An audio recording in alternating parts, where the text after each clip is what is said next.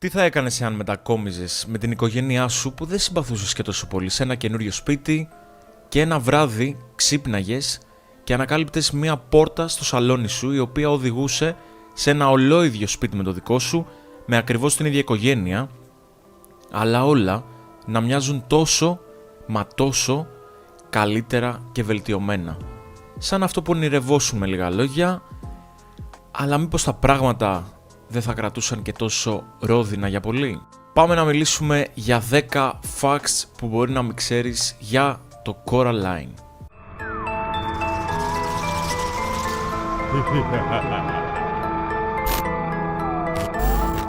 Hello σε όλους, τι μου κάνετε, πως είστε? Καλώς ορίσατε σε ένα ακόμα βίντεο εδώ στο OTCats TV και πιο συγκεκριμένα σε αυτό το μήνα που κάνουμε το Halloween season. Σήμερα από ό,τι έχεις δει θα μιλήσουμε για το Coraline. Μια ταινία που εγώ προσωπικά υπεραγαπώ και υπερλατρεύω. Είναι από τις αγαπημένες μου stop motion ταινίες που έχουν βγει, αλλά και γενικά ταινίες. Και πόσο μάλλον όταν θες να απολαύσεις μια ταινία το Halloween με ένα έτσι creepy ύφος, γενικότερα ένα παραμυθένιο θα λέγαμε κλίμα καθ' όλη τη διάρκεια της ταινίας. Σήμερα θα αναλύσουμε 10 πράγματα που μπορεί να μην ήξερες για το Coraline. Προτού μπούμε στο περιεχόμενο του βίντεο, μην ξεχάσεις να κάνεις ένα like, να πατήσεις κάτω το κόκκινο κουτάκι που λέει εγγραφή ή subscribe, δίπλα ακριβώς το καμπανάκι για να ενημερώνεσαι πρώτος από όλους για τα βίντεο που θα ανεβαίνουν εδώ στο OTCats TV και να αφήσεις και ένα comment για το αν ήξερες αυτά που άκουσες για την Coraline ή αν δεν τα ήξερες.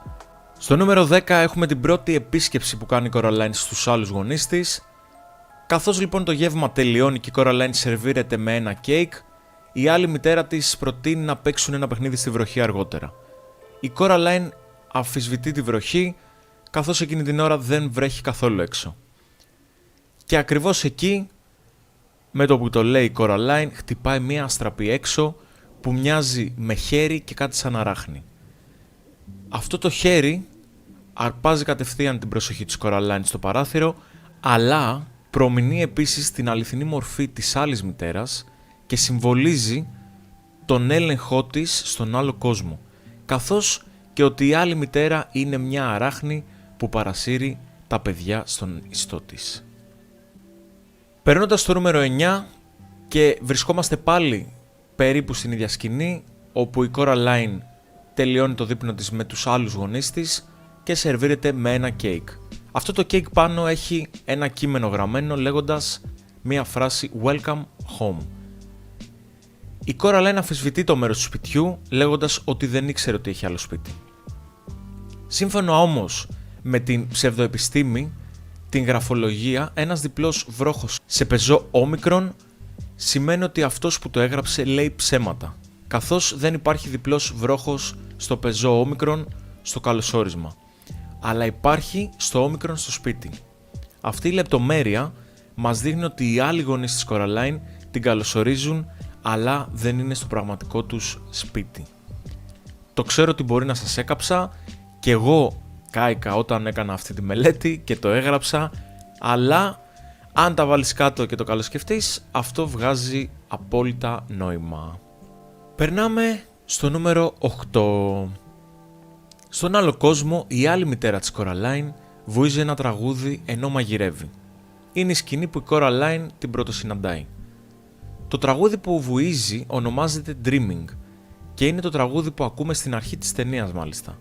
Το τραγούδι τραγουδιέται εν μέρη από την ηθοποιό που κάνει την άλλη μητέρα της Coraline, την Terry Hatcher, αλλά το τραγούδι ερμηνεύεται επίσης από την παιδική χοροδία της Νίκαιας, η οποία του δίνει μια απόκοσμη και τρομακτική αλλά όμορφη ατμόσφαιρα που μόνο τα παιδιά μπορούν να προσθέσουν στις ταινίες τρόμου. Ένα πράγμα που κάνει το τραγούδι πιο απόκοσμο επίσης είναι το γεγονός ότι τα παιδιά δεν τραγουδούν πραγματικές λέξεις. Οι στίχοι είναι εντελώς ασυναρτησίες. Αρκετά τρομακτικό θα λέγαμε, και αν βάλετε και το τραγουδάκι και το ακούσετε μετά το βίντεο θα καταλάβετε ότι είναι αρκετά έτσι creepy και κρύβει ένα τρομακτικό στοιχείο. Περνάμε στο νούμερο 7. Κοιτάζοντας προσεκτικά τη μητέρα και την άλλη μητέρα της Coraline, πολλά πράγματα θα δούμε πως έχουν αλλάξει εκτός από τα κουμπιά για τα μάτια της. Όλες οι ατέλειες στη μητέρα έχουν διορθωθεί στον άλλο κόσμο. Όπως η στραβή μύτη της μητέρας, το στήριγμα που έχει στο λαιμό της, εκεί πέρα αλλάζει με ζιβάγκο, ο λαιμός της δεν είναι πλέον σπασμένος, τα μαλλιά της είναι πιο ξεκάθαρα και ομοιόμορφα και οι σακούλες κάτω από τα μάτια της δεν υπάρχουν πλέον. Ένα άλλο παράδειγμα είναι ότι οι γείτονες της Coraline, Spink, Forcible και Mr. Bobinsky, οι οποίοι την αποκαλούν επανειλημμένα Caroline στον πραγματικό κόσμο, αλλά Coraline στον άλλο κόσμο που είναι και το σωστό της όνομα. Το να λέγεται Caroline στον άλλο κόσμο, όπως είχαμε δει, ενοχλεί πάρα πολύ την Coraline, αλλά διορθώθηκε και αυτό στον άλλο κόσμο. Νούμερο 6. Και προσωπικά το αγαπημένο μου. Το μετάλλιο που φοράει ο γείτονας της Coraline, ο κύριος Bobinsky, είναι το μετάλλιο που δόθηκε στο πολιτικό και στρατιωτικό προσωπικό που κλήθηκαν να αντιμετωπίσουν τις συνέπειες της πυρηνικής καταστροφής του Τσέρνομπιλ το 1986. Το μετάλλιο δείχνει μια σταγόνα αίματος, συμβολίζοντας τη θυσία που έκαναν αυτοί οι άνθρωποι. Οι ακτίνες Α, Β και Γ υποδηλώνουν επίσης την ακτινοβολία που αντιμετώπισαν και αυτό θα μπορούσε να είναι ένας δείκτης για τον λόγο που ο κύριος Bobinsky έχει μπλε δέρμα.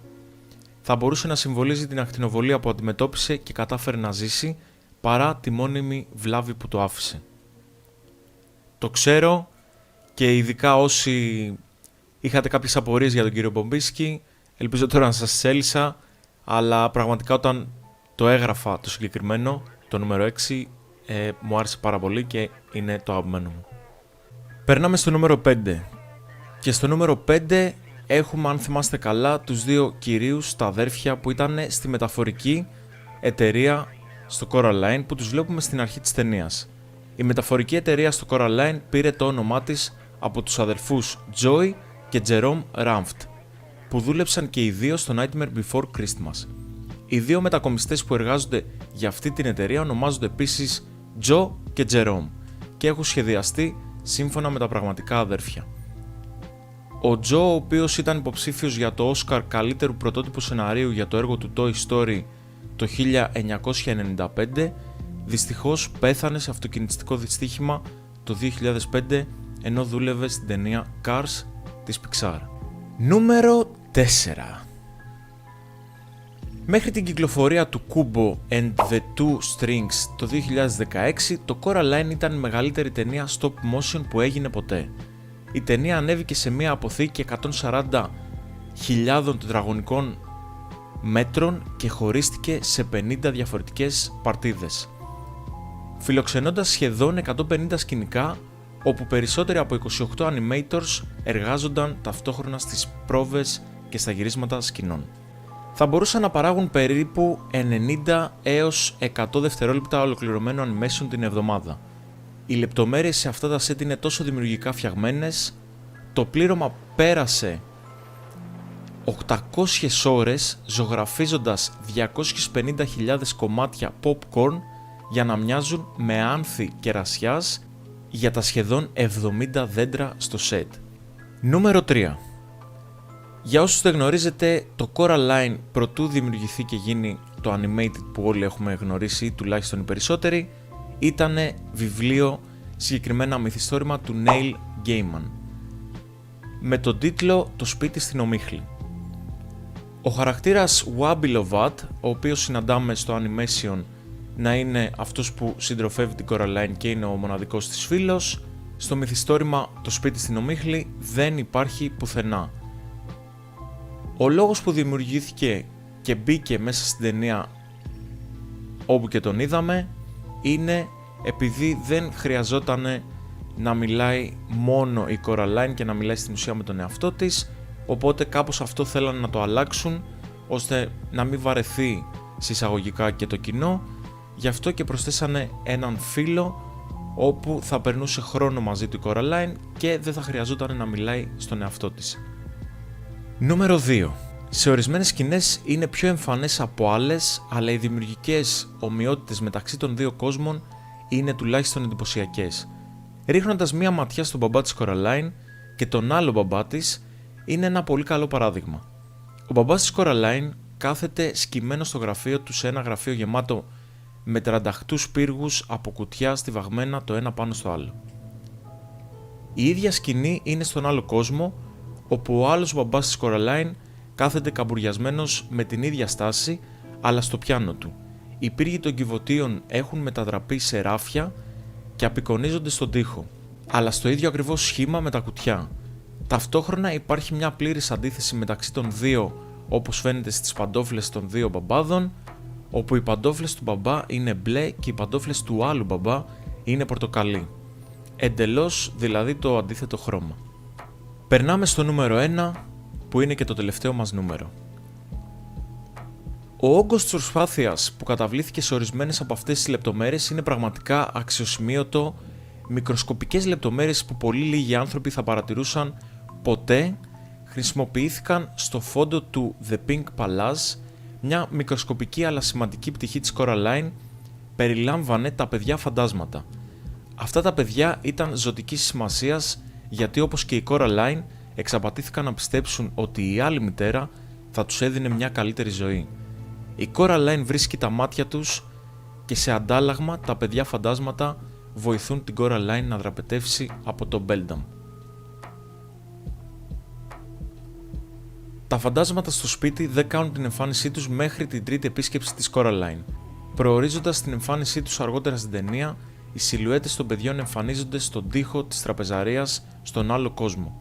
Στον τοίχο πίσω από το σημείο όπου η Coraline κάθεται στο τραπέζι, οι τρεις σιλουέτες είναι εκεί για να τις δει κανείς. Αυτό που κάνει την Beldam ακόμα πιο ανατριχιαστική είναι η συνειδητοποίηση ότι όχι μόνο έτρωγε τις ζωές των παιδιών, αλλά ότι μετά κρέμασε τις εικόνες τους στην τραπεζαρία της. Και κάπως έτσι κλείνουμε τα top 10 πράγματα που μπορεί να μην γνώριζες για την ταινία Coraline. Ευχαριστώ που παρακολούθησες μέχρι αυτό το σημείο το βίντεο. Η αλήθεια είναι ότι χαίρομαι πάρα πολύ που έβγαλα ένα τέτοιο βίντεο εδώ στο OTCats TV, γιατί το Coraline είναι μία από τις αγαπημένες μου, όπως είπα και στην αρχή, ταινίες, και πόσο μάλλον στο είδος της είναι σίγουρα η αγαπημένη μου, οπότε ήθελα να κάνω κάτι πιο ιδιαίτερο για αυτή την ταινία και όχι απλά να μιλήσω σαν ας πούμε ένα review ή απλά να πω την άποψή μου για την ταινία. Μπορείς να κάνεις μια εγγραφή εδώ στο OTCats TV για να γινόμαστε όλοι και περισσότεροι. Μπορείς να πατήσεις και το καμπανάκι για να βλέπεις πρώτος οτιδήποτε νεότερο ανεβαίνει εδώ πέρα. Να κάνεις share στους φίλους σου το βίντεο και πόσο μάλλον σε αυτούς που τους αρέσει το Coraline, και να αφήσεις ένα σχόλιο για το αν ήξερες όλα αυτά που έμαθες σήμερα για το Coraline ή αν μπορείς να προσθέσεις εννοείται κάτι που δεν έχω βάλει σε αυτή τη λίστα. Να είστε όλοι καλά και εμείς θα τα πούμε σε ένα επόμενο βίντεο εδώ στο OTCats TV. Καλή συνέχεια σε όλους.